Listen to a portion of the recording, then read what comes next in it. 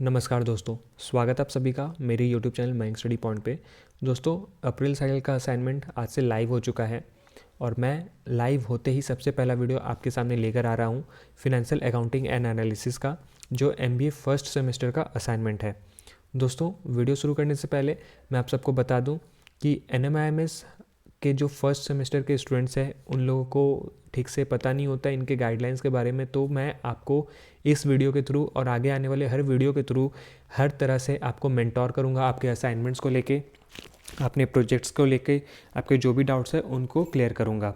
दोस्तों, आप लोगों के काफ़ी स्टूडेंट्स के पास अगर ई बुक्स नहीं है, क्वेश्चंस नहीं है, तो आप लोग वीडियो के डिस्क्रिप्शन में चेक कर सकते हो या फिर प्लेलिस्ट के डिस्क्रिप्शन में जाके चेक कर सकते हो। वहाँ पे आपको ई बुक्स का ऑप्शन मिल जाएगा और क्वेश्चंस के लिए आप लोग मुझको डायरेक्टली ईमेल कर सकते हो।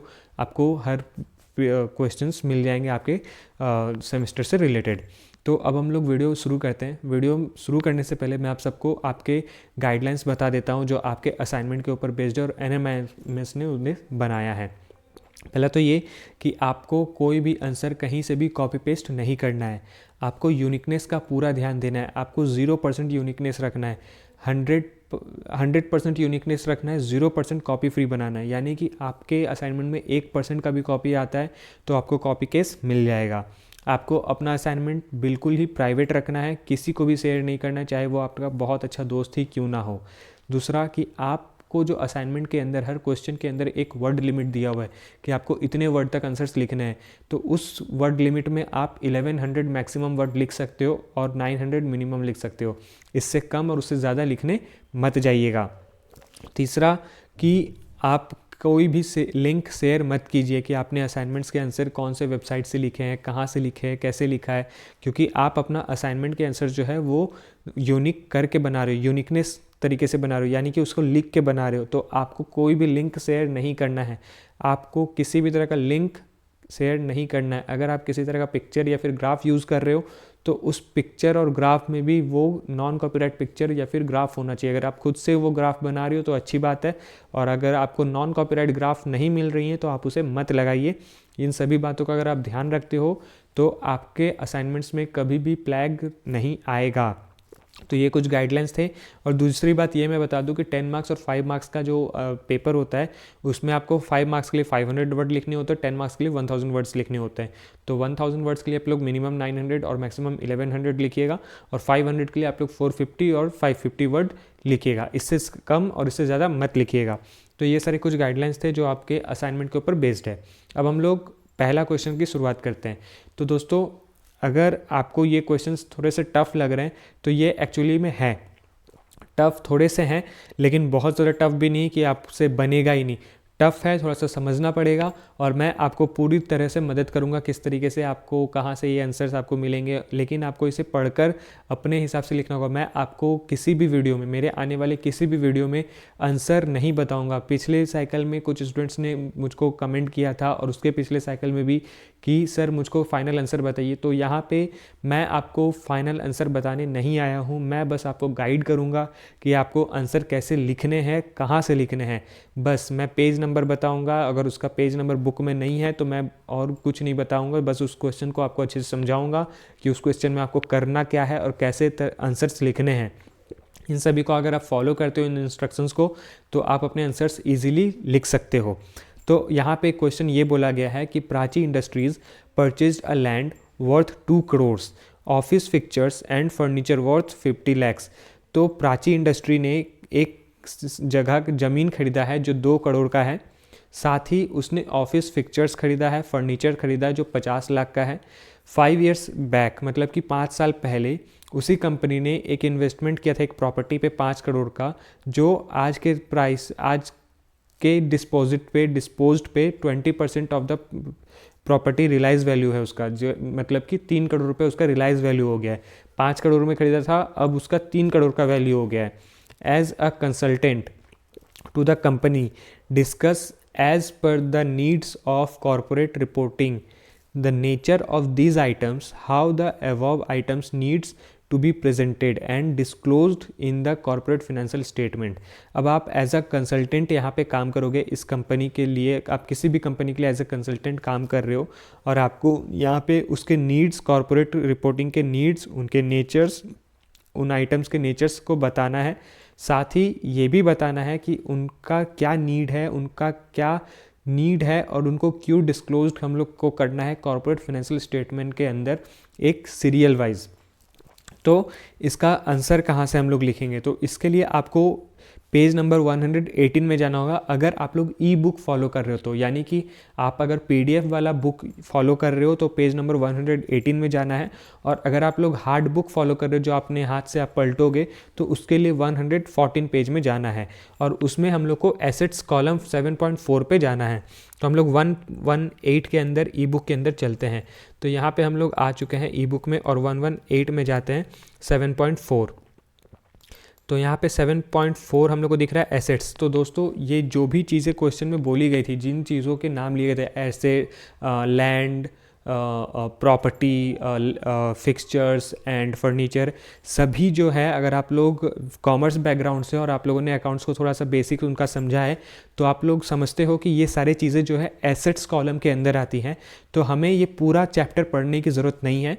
हम लोग 7.4 के अंदर एसेट्स के अंदर जितने भी चीज़ें आती है या फिर 7.4 के अंदर जितने भी पॉइंट्स आए हैं, चाहे वो एसेट्स कुछ भी हो, उन सभी को पढ़ेंगे और उनसे सिमिलर करवाएंगे कि वो चीज़ें करंट एसेट में आती है, फिक्स्ड एसेट में आती है, कौन सी एसेट्स के अंदर आती है, उनको किस तरीके से हम लोग डिज़ाइन कर रहे हैं, मतलब कि उनको किस तरीके से सजा रहे हैं, उनका क्या वैल्यू रख रहे हैं, ये सभी चीज़ें आपको उसके अंदर बतानी है और लिखनी है। लेकिन उसके पहले आप लोग इस आंसर पैटर्न को अगर आप फॉलो करते हो, जहाँ पे आपको आंसर पैटर्न जो होगा इस थ्योरी बेस्ड का, इंट्रोडक्शन, बॉडी एंड कॉन्सेप्ट और कंक्लूजन, इस आंसर पैटर्न का अगर आप यूज़ करते हो और अपने आंसर्स को लिखते हो तो आपके पास से 10 आउट ऑफ 10 मार्क्स कहीं नहीं गए, या फिर आपको मैक्सिमम 8-9 मिल ही सकता है, इससे कम नहीं मिलेगा।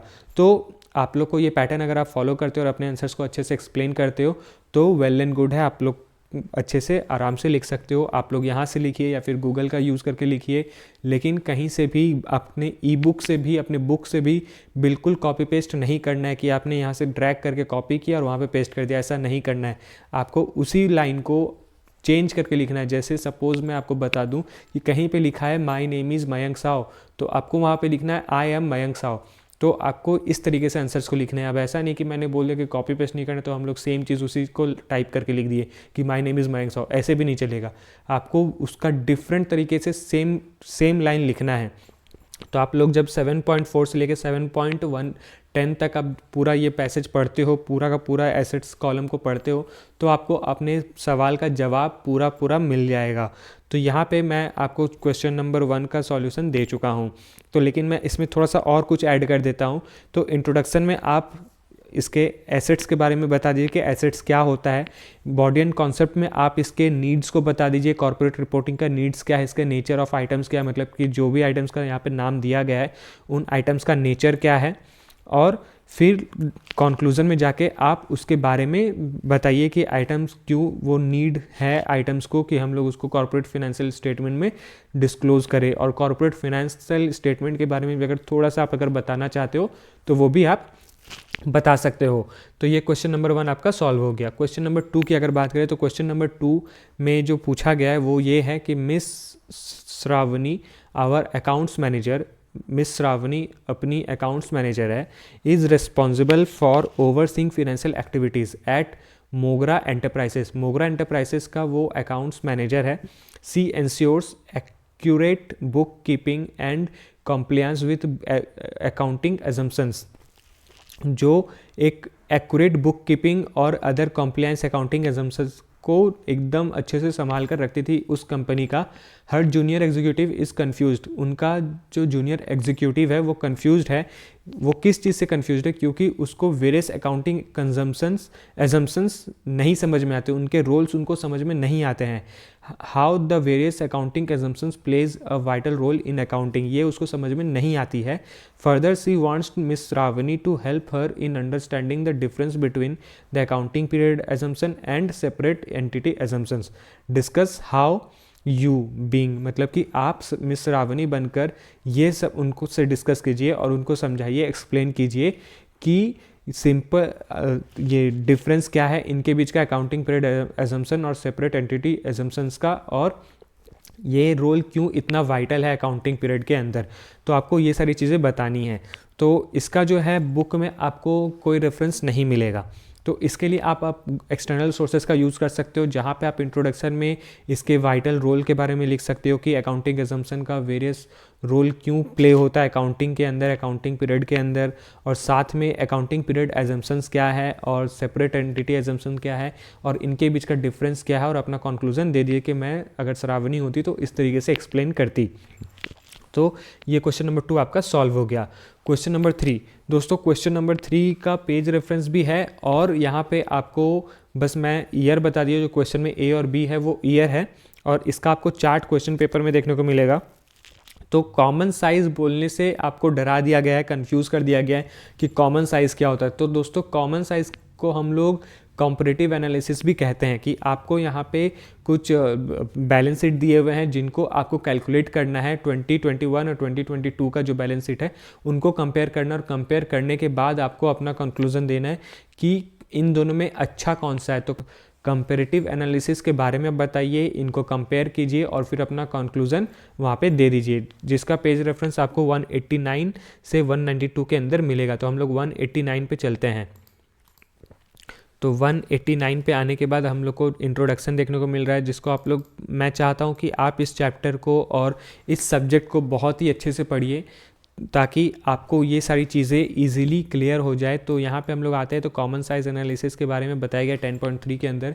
तो आप इसे पढ़िए, पढ़कर इसे अपने वर्ड में लिखिए, और इसे के जो प्रॉब्लम्स दिए हुए उनको सॉल्व कीजिए अकॉर्डिंग टू द इंस्ट्रक्शंस जो आपको इस 10.3 के अंदर बताए जाएंगे। तो उनको पढ़कर आपको अपने तरीके से लिखना है। तो ये क्वेश्चन नंबर 3 जो है आपका, मैंने 3A और B का जवाब दे दिया यहाँ पे कि आपको क्या करना है इसके अंदर। तो दोस्तों आज के लिए बस इतना ही। उम्मीद करता हूँ कि आप सभी को मेरा वीडियो पसंद आया होगा। तो जाते थे वीडियो को लाइक कीजिए, चैनल पे न्यू हो तो चैनल को सब्सक्राइब कीजिए और शेयर कीजिए हर उन दोस्तों को और हर उन ग्रुप में जहाँ पे जिनको इस वीडियो की ज़रूरत है। और मैं हर ग्रुप में नहीं हूँ, हर जगह हूँ, बस मेरी कनेक्शंस थोड़े से कम है। तो मैं चाहता हूँ कि आप मेरे कनेक्शंस बनो और आप मेरे साथ और हमारे इस चैनल को सपोर्ट करो। वीडियो देखने के लिए आपका बहुत बहुत धन्यवाद।